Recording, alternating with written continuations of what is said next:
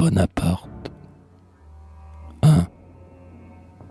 Quand la terre engloutit les cités qui la couvrent, que le vent sème au loin un poison voyageur, quand l'ouragan mugit, quand des monts brûlants s'ouvrent, c'est le réveil du Dieu vengeur.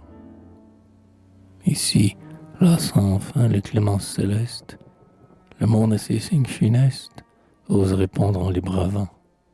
Un homme alors, choisi par la main qui foudroie, des aveugles fléaux ressaisissant la proie, paraît comme un fléau vivant. Parfois, élu maudit de la fureur suprême, entre les nations des hommes sont passés, triomphateurs longtemps armés de l'anathème, par l'anathème renversé. De l'esprit de Nemrod, héritier formidable, ils ont sur les peuples coupables régné par la flamme et le fer. Et dans leur gloire impie, en désastre féconde, ces envoyés du ciel sont apparus au monde, comme s'ils venaient de l'enfer.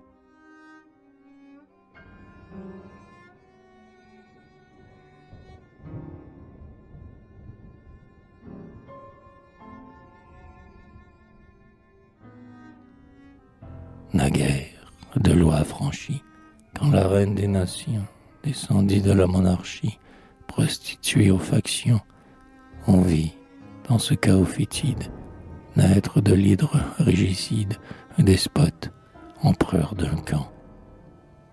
Tel souvent la mer qui gronde, dévore une plaine féconde et vomit un sombre volcan. D'abord, troublant du Nil les hautes catacombes, il vint, chef populaire, y combattre en courant, comme pour insulter des tyrans dans leur tombe, sous sa tente de conquérants. Il revint pour régner sur ses compagnons d'armes. En vain l'auguste France, en larmes, se promettait des jours plus beaux. Quand des vieux pharaons, il foulait la couronne, sourd à tant de néant, ce n'était qu'un grand trône qu'ils rêvaient sur leur grand tombeau. Un sang royal teignit sa pourpre usurpatrice. Un guerrier fut frappé par ce guerrier sans foi. L'anarchie, à Vincennes, admira son complice, au Louvre, elle adora son roi. Il fallut presque un dieu pour consacrer cet homme.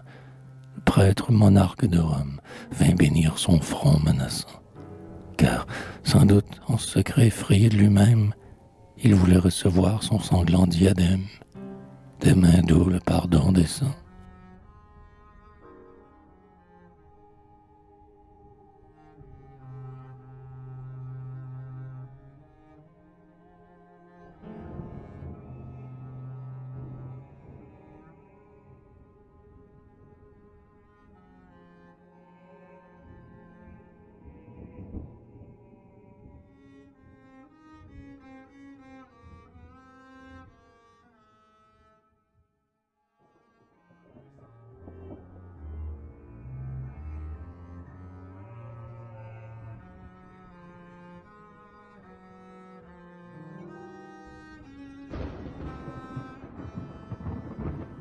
Lorsqu'il veut, le Dieu secourable, qui livre aux méchants les pervers, brise le jouet formidable dont il tourmentait l'univers.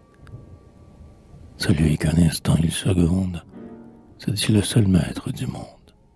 Fier, il s'endort dans son néant. Enfin, bravant la loi commune, quand il croit tenir sa fortune, le fantôme échappe au géant.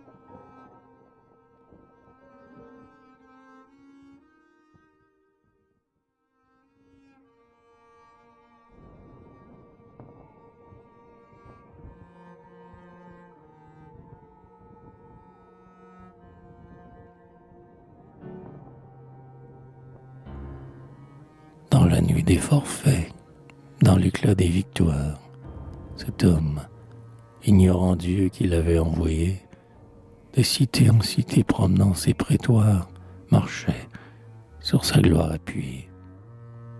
Sa dévorante armée avait, dans son passage, asservi les fils de Pélage devant les fils de Galgacus.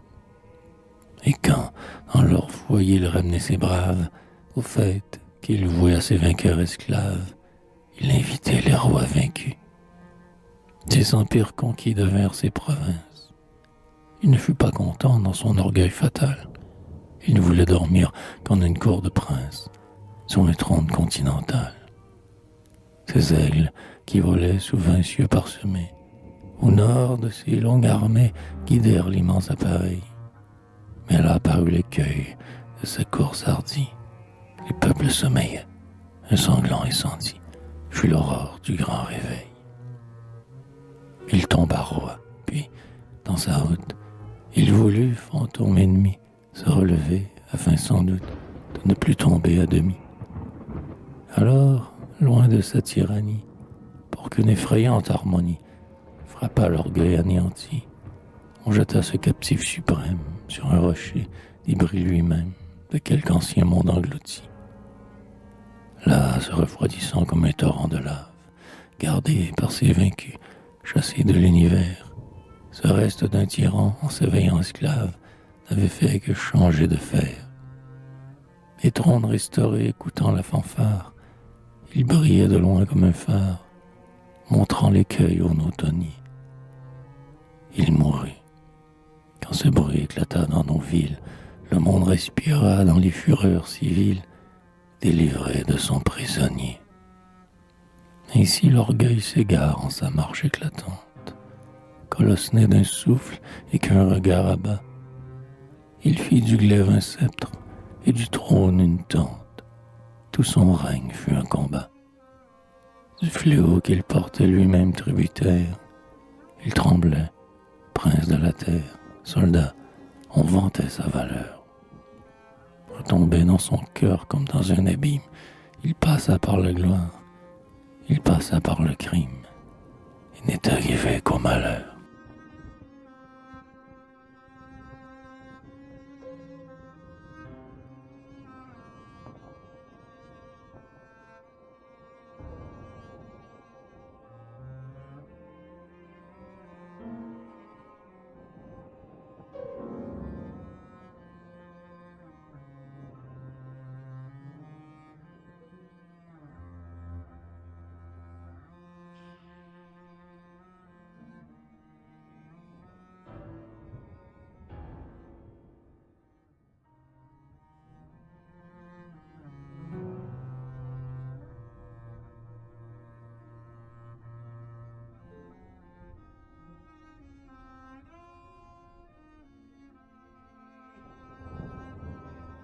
Peuple qui poursuivait d'hommage les victimes et les bourreaux, laissez-le fuir seul dans les âges.